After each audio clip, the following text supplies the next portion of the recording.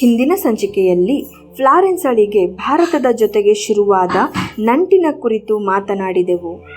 ಈ ಸಂಚಿಕೆಯಲ್ಲಿ ಅದನ್ನು ಮುಂದುವರಿಸಿಕೊಂಡು ಸಾಮಾಜಿಕ ನೈರ್ಮಲ್ಯದ ಕುರಿತು ಆಕೆಗೂ ಬ್ರಿಟಿಷ್ ಸರ್ಕಾರಕ್ಕೂ ಮಾತುಕತೆ, ವ್ಯವಹಾರಗಳು ಹೇಗೆ ನಡೆದವು ಎಂಬುದನ್ನು ನೋಡೋಣ. ಎಲ್ಲಿಗೂ ನಮಸ್ಕಾರ. ನಾನು ಆಗುಂಬೆ ನಟರಾಜ್.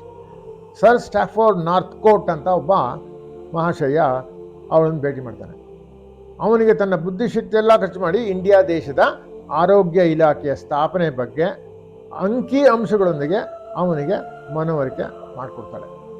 ಹಿಂದೆ ಎಲ್ಲ ನಡೀತು, ಅದು ಆಯಿತು ಅಂತ ಒಪ್ಕೊಂಡ್ರು, ಮಾಡಿದ್ರು, ಸ್ವಲ್ಪ ಮಟ್ಟಿಗೆ ಮಾಡಿದ್ರೇನೋ ಅದು ಏನೋ ಗೊತ್ತಿಲ್ಲ, ಬಟ್ ಪೂರ್ಣ ಪ್ರಮಾಣ ಮಾಡಿಲ್ಲ. ಅದಕ್ಕೆ ಬೇಸತ್ಬಿಟ್ಟು ಅವಳು ಭಾಳ ಬೇಸರ ಆಗಿರುತ್ತೆ. ಅವನೇನು ಮಾಡ್ತಾನಂತೆ, ಸರ್ ಸ್ಟ್ಯಾಫೋರ್ಡ್ ನಾರ್ತ್ಕೋಟ್ ಮಹಾಶಯ ಒಂದು ಒಪ್ಪಿಗೆ ಸೂಚಿಸ್ತಂತೆ, ಆಗ್ಲಪ್ಪ ಮಾಡೋಣ ಅಂತ.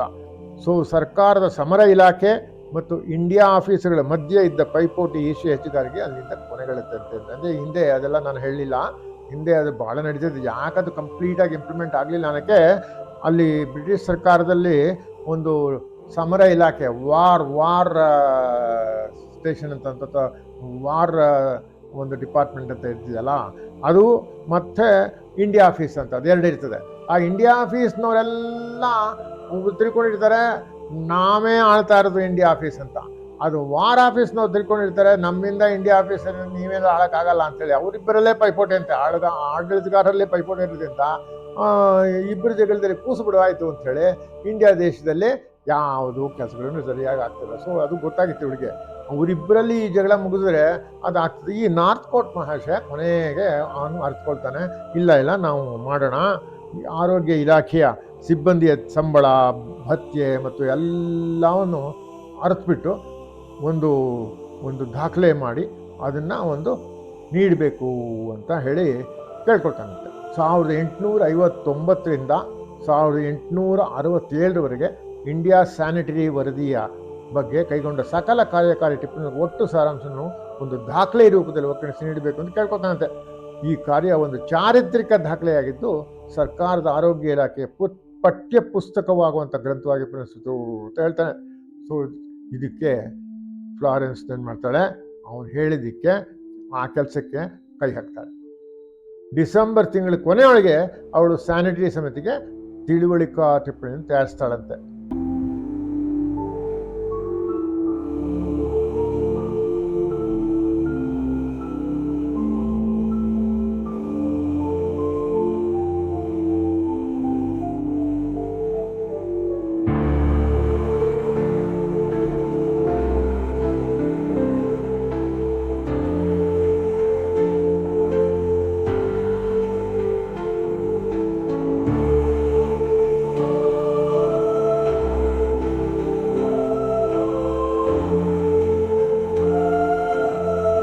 ಅದು ತಯಾರಿಸಿದ್ದು ಹೇಗಿತ್ತು ಅಂದರೆ ಅದಕ್ಕೇನು ಮಾಡ್ತಾಳೆ ಅಂದರೆ, suggestion in regard to sanitary works required for the improvement of Indian stations ಎಂಬ ದಾಖಲೆ ಇಂಡಿಯಾ ಸರ್ಕಾರಕ್ಕೆ ನೀಡಿ ಅದರ ಅನುಷ್ಠಾನಕ್ಕೆ ಬಗ್ಗೆ ವಿವರಗಳನ್ನು ಕೇಳಬೇಕೆಂದು ಬ್ರಿಟಿಷ್ ಸರ್ಕಾರಕ್ಕೆ ಮನೆಯಲ್ಲಿ ಕೇಳ್ಕೊತಾಳಂತೆ.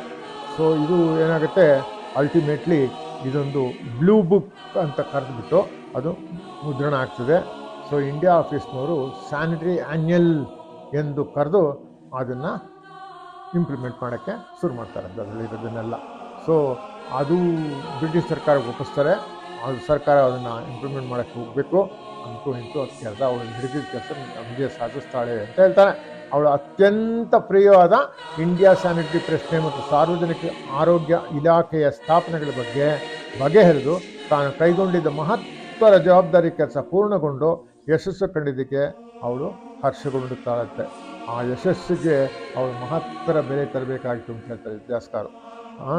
13 ತಿಂಗಳು ತನ್ನ ಕೋಣೆಯಲ್ಲಿ ಒಂಟಿಯಾಗಿ ಕುಳಿತು ಹಗಲಿರುಳು ದುಡಿದ ಫಲ ಅವಳ ಆರೋಗ್ಯ ಸಂಪೂರ್ಣವಾಗಿ ಗೆಟ್ಟಿತ್ತು.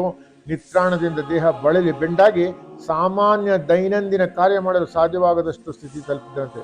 ಆರೋಗ್ಯ ಸುಧಾರಿಸಿಕೊಳ್ಳಲು ಅವಳು ಮೆಲ್ಬರ್ನ್ ಹಳ್ಳಿ ಮನೆಗೆ ಧಾವಿಸಿ ಅಲ್ಲಿ 9 ದಿನಗಳು ಅಜ್ಞಾತವಾಸ ಹೊಡೆದಂತೆ.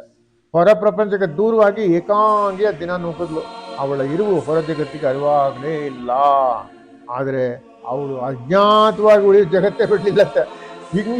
ಸಾರ್ವಜನಿಕ ಆರೋಗ್ಯ ಆಸ್ಪತ್ರೆ ಸುಧಾರಣೆ, ದಾದಿಯರ ಶಿಕ್ಷಣ ಕಾರ್ಯ, ಎಲ್ಲವೂ ಅವಳನ್ನು ಕೈ ಬೀಸಿ ಕರೆಯತೊಡಗಿದ್ವು. ಆ ಕೆಲಸಗಳೆಲ್ಲವೂ ಬೃಹದಾಕಾರವಾಗಿದ್ದವು, ಊಹಿಸಲು ಅಸಾಧ್ಯವಾಗುವ ಆ ಥರ ಇದ್ದಂತೆ, ಪರಿಹಾರ ಹುಡುಕಲು ಅಸಾಧ್ಯವೆನಿಸುವಷ್ಟು ಭಯಂಕರವಾಗಿದ್ದವು. ಈಗ ಅವಳ ಜೀವನದಲ್ಲಿ ಇನ್ನೊಂದು ಮಹತ್ತರ ಬೆಳವಣಿಗೆ ಆಗ್ತದೆ. ಇನ್ನೊಂದು ಕಡೆ ಅವಳು ಗಮನ ಹರಿಸಬೇಕಾಗಿ ಬರ್ತದೆ. ಅದು ಯಾವುದು ಅಂತಂದರೆ, ಬ್ರಿಟನ್ನಲ್ಲಿ ಸೆರೆಮನೆಗಳ ಸ್ಥಿತಿ. ಸೆರೆಮನೆಗಳಲ್ಲಿ ಜೈಲು ಅಂತ ಹೇಳ್ತೀವಲ್ಲ, ಜೈಲುಗಳು ಯಾವ ಥರ ಇದ್ವು ಅಂತಂದರೆ ಅದು ಹೇಳಲಿಕ್ಕೆ ಅಸಾಧ್ಯ, ವರ್ಣಿಸ್ಲಿಕ್ಕೆ ಅಸಾಧ್ಯವಾದ ಸ್ಥಿತಿಯಲ್ಲಿ ಇತ್ತಂತೆ. ಸೆರೆಮನೆಯಲ್ಲಿ ವಾಸಿಸ್ತಿದ್ರಲ್ಲ ಅವ್ರನ್ನೆಲ್ಲ ಬೇರೆ ಥರ ಉಪಯೋಗಿಸ್ಕೊತಾ ಇದ್ದಂತೆ. ಅವರಿಗೆಲ್ಲ ಕೆಲಸ ಕೊಡ್ತಿದ್ರಂತೆ. ಅವ್ರ ಕೆಲಸ ಏನು, ರೋಗಿಗಳನ್ನ ನೋಡ್ಕೊಳ್ಳೋದು ಆಸ್ಪತ್ರೆಯಲ್ಲಿ, ಅಥವಾ ಅಲ್ಲಿ ಜೈಲಿನಲ್ಲೇ ಇರೋ ಆಸ್ಪತ್ರೆಯಲ್ಲಿ ನೀನಲ್ಲಿ ನೋಡ್ಕೊಳ್ಳಪ್ಪ ಹಾಗೆ ಹೇಗೆ ಅಂತ ಹೇಳೋದು, ಈ ಥರ ಎಲ್ಲ ಆಗೋಗ್ಬಿಡ್ತಂತೆ. ಆವಾಗ ಆ ಟೈಮ್ನಲ್ಲಿ ಲಿವರ್ಪೂಲ್ ಅಂತ ಒಂದು ನಗರ ಇದೆಯಲ್ಲ ಬ್ರಿಟನ್ನಲ್ಲಿ, ಅದು ಬಂದರಾಗಿತ್ತು. ಆ ಬಂದರದಲ್ಲಿ ಅನೇಕ ಕೊಳಚೆ ಪ್ರದೇಶಗಳು ಹುಟ್ಕೊಂಡಿದ್ದಂತಲೇ ಅಲ್ಲಿ ವಾಸಿಸಿದ್ದ ಬಡ ಹೆಂಗಸರು ಅನೇಕರು ವೇಶ್ಯಾವೃತ್ತಿಯಲ್ಲಿ ತಮ್ಮನ್ನೇ ತಾವು ತೋರಿಸ್ಕೊಂಡು ಕುಡಿತದಲ್ಲಿ ತಮ್ಮ ಜೀವನದ ಕಷ್ಟ ಕಾರ್ಪವನ್ನು ಮರೆತಿದ್ರಂತೆ. ಈ ಕೊಳಚೆ ಪ್ರದೇಶವನ್ನು ಕಾಯಲು ಒಬ್ಬ ಪೊಲೀಸ್ ಪೇದೆ ರಾತ್ರಿ ಬೀಟ್ ಹೊಡಿತಿದ್ದು, ಗಲಡೆ ಮಾಡಿದ್ದನ್ನು ಲಾಕಪ್ನಲ್ಲಿ ಕೂಡಿ ಹಾಕಿ ಅವನಿಗೆ ತೊಂದರೆ ನೀಡುತ್ತಿದ್ದಂತೆ. ಸೊ ಇದೇ ಟೈಮ್ನಲ್ಲಿ 1864 ವಿಲಿಯಂ ರಾತ್ಬೋರ್ನ್ ಅಂತ ಒಬ್ಬ ಐಶ್ವರ್ಯವಂತ ಅವನು ಬೆಳಕಿಗೆ ಬರ್ತಾನೆ. ಫ್ಲಾರೆನ್ಸ್ ನೈಟಿಂಗೇಲ್ ಪರಿಚಯ ಆಗ್ತದೆ. ಅವನಿಗೆ ಯಾವುದೋ ಅಚಾನಕ್ಕಾಗೋ ಹೇಗೋ ಅಂತೂ ಜೈಲಿನಲ್ಲಿಯೇ ಸೆರೆಮನೆಯಲ್ಲಿ ಯಾವ್ಯಾವ ಥರ ಹೇಗೆ ಆಗ್ತಾ ಇದೆ, ಸೆರೆಮನೆಯ ಕಾರ್ಯಗಾರಗಳ ರೋಗಿಗಳ ಶುಶ್ರೂಷೆ ಬಗ್ಗೆ ಅವರಿಗೆ ಸುಧಾರಣಾ ಕ್ರಮಗಳನ್ನು ಅವನು ಕೈಗೊಳ್ತಾನಂತ ಅವಾಗ.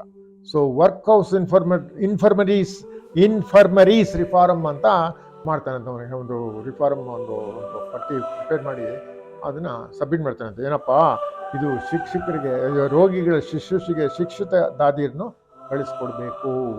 ಸೆರೆಮನೆಯಲ್ಲಿ ರೋಗಿಗಳಿರ್ತಾರಲ್ಲ ಅವ್ರನ್ನ ನೋಡ್ಕೊಳ್ಳೋರೇ ಇರಲ್ಲ. ಯಾಕೆಂದರೆ ದಾದಿಗಳು ಯಾರು ಅಲ್ಲಿ ವರ್ಕ್ ಮಾಡೋಕ್ಕಿರಲಿಲ್ಲ. ಅವರೇ ಪಾಪ ಸೆರೆಮನೆಯಲ್ಲಿ ಇರೋರೇ ಹಾಸ್ಪಿಟ್ಲಲ್ಲಿ ಹೋಗಿ ವರ್ಕ್ ಮಾಡೋದು, ಆ ಥರ ಪರಿಸ್ಥಿತಿ ಇತ್ತಂತೆ. ಅವ್ರ ಕಾಯಿಲೆ ಬಿದ್ದಾಗ ಅವ್ರು ನೋಡ್ಕೊಳ್ಳೋಕೆ ಯಾವುದು ಇರ್ತಾನೆ ಇರಲಿಲ್ಲಂತೆ. ಫ್ಲಾರೆನ್ಸ್ ಹೇಳ್ತಾಳಂತೆ, ನಾವು ಶಿಕ್ಷಣ ನೀಡಿದ ದಾದಿ ಇದ್ದಾರಲ್ಲಪ್ಪ, ನಮ್ಮ ಸ್ಕೂಲೆಲ್ಲ ಮಾಡಿದ್ದೀರಾ, ಎಲ್ಲ ಮಾಡಿದ್ದೀರಾ, ಅವರೆಲ್ಲ ಇದ್ದಾರೆ, ಅವ್ರನ್ನ ಯಾಕೆ ಅಲ್ಲಿಗೆ ಕಳಿಸ್ಬಾರ್ದು, ನರ್ಸಸ್ ಅಂತ ಕಳ್ಸೋಣ, ಅಲ್ಲಿಗೆ ಸೆರೆಮನೆಗೆ ಕಳ್ಸೋಣ, ಅಲ್ಲಿ ಯಾರು ರೋಗಿಗಳಿದೆ ಅವ್ರು ನೋಡ್ಕೊಳ್ಳಿ ಅವರು ಅಂತ ಹೇಳ್ತಾರಂತೆ. ಅದಕ್ಕೆ ಸರ್ಕಾರ ಒಪ್ಪಲಿಲ್ಲಂತೆ. ಎಲ್ಲ ಬಿಟ್ಟು ಅಲ್ಲಿ ಕುಡುಕರು ಇರ್ತಾರೆ, ಜೀವಾವಧಿ ಶಿಕ್ಷೆ ಮಾಡಿರ್ತಾರೆ, ಅಂಥ ಕಡೆ ಹೋಗಿ ದಾದಿಗಳನ್ನ ಕಳಿಸ್ಬಿಟ್ರೆ ಅವ್ರು ಏನು ನೋಡ್ಕೋತಾರೆ ಅಲ್ಲಿ ಹಾಗೆ ಹೇಗೆ ಅಂತ.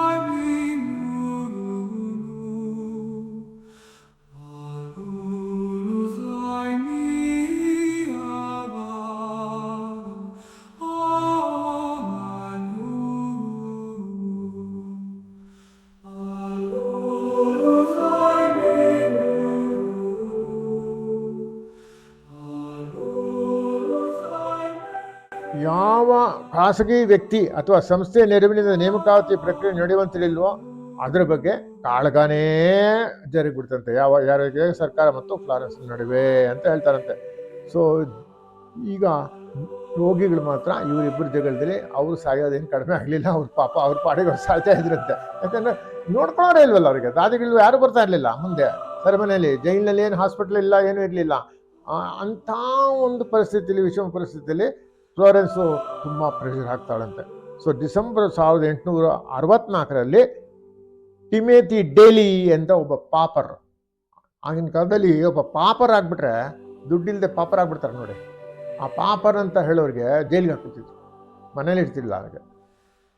ಈಗದಿಲ್ಲ ಪರಿಸ್ಥಿತಿ. ಪಾಪರ್ ಅಂದ್ಕೊಂಡ್ಬಿಟ್ರೆ ಆವಾಗ ಜೈಲಿನಲ್ಲಿದೆ ನೀನು ಹೋಗ ಅಂತ ಜೈಲಿಗೆ ಹಾಕ್ಬಿಡೋರುತ್ತೆ. ಅವ್ನ ಕೆಲ ದುಡಿಸ್ಕೊಳ್ಳೋರು, ಅವ್ನು ಕಾಯಿಲೆ ಬಿದ್ದರೆ ಅಲ್ಲೇ ಸಾಯ್ತಿದ್ದ ಅವನು.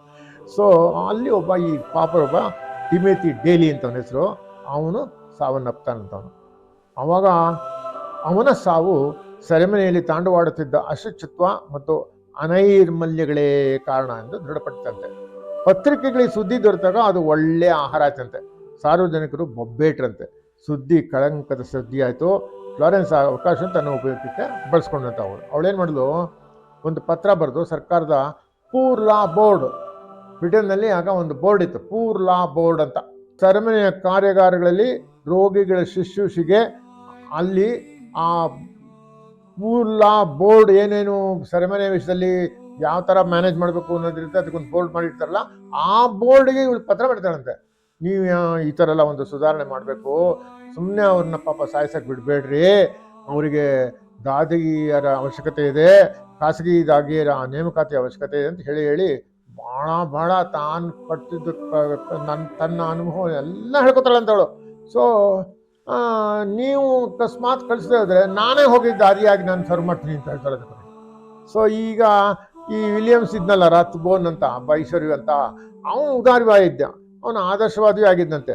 ಸೊ ಅವನೇನು ಮಾಡ್ದ, ಅವನು ಭೇಟಿ ಮಾಡಿ ಹೇಳ್ತಾನಂತೆ, ನಾನು ತಯಾರಿದ್ದೀನಿ, ಇದಕ್ಕೆ ನೀವು ಯಾವ ಥರ ನೀನು ಸಹಾಯ ಮಾಡಬೇಕು ಹೇಳಪ್ಪ, ನಾನು ಮಾಡೋಕ್ಕೆ ರೆಡಿ ಇದ್ದೀನಿ, ನಿನ್ನ ಉದ್ದೇಶ ಚೆನ್ನಾಗಿದೆ. ಸೊ ದಾದಿಯರು ಬಂದು ಇಲ್ಲಿ ಸರ್ವ್ ಮಾಡಬೇಕು, ಕೇವಲ ಬೇರೆ ಹಾಸ್ಪಿಟ್ಲಲ್ಲಿ ಸರ್ವ್ ಮಾಡಿದ್ರೆ ಒಂದೇ ಅಲ್ಲ, ಪಾಪ ಇಲ್ಲೂ ಕೂಡ ಅವರು ಸೆರೆಮನೆಯಲ್ಲಿ ವಾಸರು ಅವರು ಮನುಷ್ಯರೇ, ಅವ್ರನ್ನೂ ಕೂಡ ನಾವು ಸರ್ವ್ ಮಾಡಬೇಕಾಗ್ತದೆ, ಅವ್ರಿಗೂ ಶುಶ್ರೂಷೆ ಬೇಕಾಗ್ತದೆ. ಸೊ ನಾನು ರೆಡಿ ಇದ್ದೀನಿ, ಯಾವ ಥರ ಬೇಕು ನಿಮಗೆ ಸಹಾಯ ಹೇಳು, ನಾನು ಮಾಡ್ತೀನಿ ಅಂತ. ಕೊನೆಗೆ ಅವಳು ಹೇಳ್ತಾಳಂತೆ, ಆಯ್ತಪ್ಪ ನೀನು ಗೌರ್ಮೆಂಟಿಗೆ ಹೇಳು, ನಾನು ಗೌರ್ಮೆಂಟ್ ಸರ್ಕಾರಕ್ಕೆ ಹೇಳ್ತೀನಿ, ಪ್ರೆಷರ್ ತರೋಣ ಅಂಥೇಳಿ ಕೊನೆಗೆ ಗೌರ್ಮೆಂಟ್ ಒಪ್ಕೊಳ್ತತೆ. ಸೊ 1200 ಪೌಂಡ್ಗಳು ಸಂಬಳ ಕೊಟ್ಟು ಅವರಿಗೆ ದಾದಿಗಳಿಂದ ಲಿವರ್ಪೂಲ್ ಸೆರೆಮನೆಗೆ ಬಂದು ಸೇರಿಸ್ತಾರಂತೆ, ಒಪ್ತಾರಂತೆ. ಅವಳು ನೈಟಿಂಗೇಲ್ ಶಾಲೆಯಲ್ಲಿ, ಇವಳದೇ ನೈಟಿಂಗೇಲ್ ಶಾಲೆ ಅಂತಿತ್ತಲ್ಲ, ಅಲ್ಲಿ ದಾದಿಯರನ್ನ ಕರ್ಕೊಂಬಂದು ಸೇರಿಸ್ತಾರಂತೆ, ಇಲ್ಲಿಗೆ ಬಂದು ನೀವು ಇಲ್ಲಿ ದಾದಿ ಕೆಲಸ ಮಾಡಿ ಅಂತ ಹೇಳ್ತಾರಂತೆ. ಸೊ ಅದೊಂದು ಕ್ರಾಂತಿಕಾರಿಕ ವಿಷಯ ಆಗಿದೆ ಅಂತ ಹೇಳ್ಕೊತಾರೆ. ಯಾಕಂದರೆ ಯಾರೇ ಆಗಲಿ ಇವತ್ತಿಗೂ ಕಷ್ಟನೇ, ಸೆರೆಮನೆಯಲ್ಲಿ ಹೋಗ್ಬಿಟ್ಟು ನೀವು ನರ್ಸ್ ಕೆಲಸ ಮಾಡೋ ಅಂತಂದ್ರೆ ಯಾರು ಮಾಡ್ತಾರೆ? ಅದೆಲ್ಲ ಆವಾಗ ಆಗಿನ ಕಾಲಕ್ಕೇ ಅದು ಕ್ರಾಂತಿಕಾರಿಯಾಗಿತ್ತು ಅಂತ ಹೇಳ್ತಾರೆ.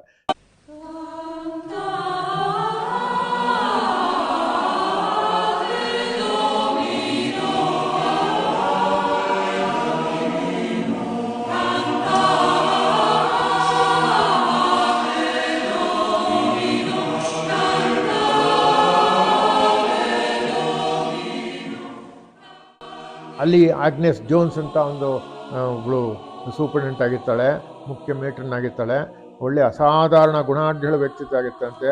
ಅವಳು ನೈಟಿಂಗೇಲ್ ಶಿಷ್ಯಳಾಗಿ ಕೆಲಸ ಮಾಡ್ತಾಳೆ. ಅವಳು ಎಲ್ಲ ಮಾಡಿ ನೋಡೋಕ್ಕೂ ಚೆನ್ನಾಗಿರ್ತಾಳೆ, ಮದುವೆ ಆಗಿರಲಿಲ್ಲ, ಎಲ್ಲ ಗಣ್ಯ ಕುಟುಂಬದಿಂದ ಬಂದಿರ್ತಾಳಂತವಳು. ಅದು ಆದರೆ ಎಲ್ಲ ನೈಟಿಂಗೇಲ್ದ ಕಾರ್ಯ ಎಲ್ಲ ನೋಡಿ ಅಲ್ಲಿ ಹೋಗಿ ಕ್ರಿಮಿಯಾ ಯುದ್ಧದಲ್ಲಿ ಅಲ್ಲಿನ ಒಂದು ಸಂಕಷ್ಟ ಸ್ಥಿತಿಯಲ್ಲಿ ಅವಳು ಕೆಲಸ ಮಾಡಿದ್ದೆಲ್ಲ ಕೇಳಿಬಿಟ್ಟು ಇವಳು ಅದೇ ಥರನೇ ಒಂದು ಗಣ್ಯ ಕುಟುಂಬ ಸೇರ್ತಾಳೆ ಅಂದರೆ ಇವಳು ಬಂದು ಸೇರ್ತಾಳೆ. ನಾನು ದಾದಿ ಆಗ್ತೀನಿ, ಅವಳು ಉದಾಹರಣೆ ತಗೊಂಡು ನಾನು ನಿಮ್ಮ ಥರನೇ ನಾನು ದಾದಿ ಆಗ್ಬಿಟ್ಟು ನಾನು ಸರ್ವ್ ಮಾಡ್ತೀನಿ ಅಂತ ಅವಳು ಬಂದ್ಬಿಟ್ಟು ಈ ಸೆರೆಮನೆಯ ಒಂದು ದಾದಿಯ ಕೆಲಸಕ್ಕೆ ಬಂದು ಸೇರ್ಕೊತಾಳಂತೆ. ಆದರೆ ಅಷ್ಟೇನಾದರೂ ಕೂಡ ಉನ್ನತ ದರ್ಜೆಯಲ್ಲಿ ಆಗಿ ಎಲ್ಲರಿಗೂ ಬಂದು ನೌಕರಿ ಮಾಡಿದ್ರು ಕೂಡ, ಮೇಟ್ರನ್ನಾಗಿ ಇಲ್ಲಿ ಬಂದು ಕೆಲಸ ಸೇರಿದ್ರು ಕೂಡ ಅವಳಿಗೆ ಪಾಪ ಕೊನೆಯೆಲ್ಲ ಅಲ್ಲಿ ಅವಳಿಗೆ ರೋಗ ಬಂದು ಪಾಪ ಅವಳು ಪ್ರಾಣ ಬಿಟ್ಟಳು. ಇದೊಂದು ಭಾಳ ಬೇಜಾರು ಕೆಲಸ ಆಗುತ್ತೆ, ಅದನ್ನು ಹೇಳೋಕ್ಕೆ ನಾನು ಇಷ್ಟಪಡ್ತೀನಿ. ಇವಳದು ಒಂದು ಉದಾಹರಣೆ ತಗೊಂಡು ಇನ್ನೊಂದು ಮಹಿಳೆ ಬಂದು ಅವಳು ಪಾಪ ಸಾವನ್ನಪ್ಪಿದ್ದು ತುಂಬಾ ಆಗುತ್ತೆ. ಇನ್ನು ಮುಂದಿನ ಸಂಚಿಕೆಯಲ್ಲಿ ನಾನು ಮಾತಾಡೋಕ್ಕೆ ಇಷ್ಟಪಡ್ತೀನಿ. ಇಲ್ಲಿವರೆಗೆ ಕೇಳಿದ್ದಕ್ಕೆ ನಿಮಗೆಲ್ಲರಿಗೂ ನನ್ನ ವಂದನೆಗಳು. ಕೀರ್ತಿಯ ಹೆದ್ದಾರಿ ಹಿಡಿದು ಹೋಗುವ ಹೃದಯವೇ ಸಾರಥಿಯಾಗಿ ಮಹತ್ವಾಕಾಂಕ್ಷೆ ಅಶ್ವಾವೇರಿ ಸಾಗುವೆ. ಕೀರ್ತಿಯ ಹೆದ್ದಾರಿ ಹಿಡಿದು ಹೋಗುವ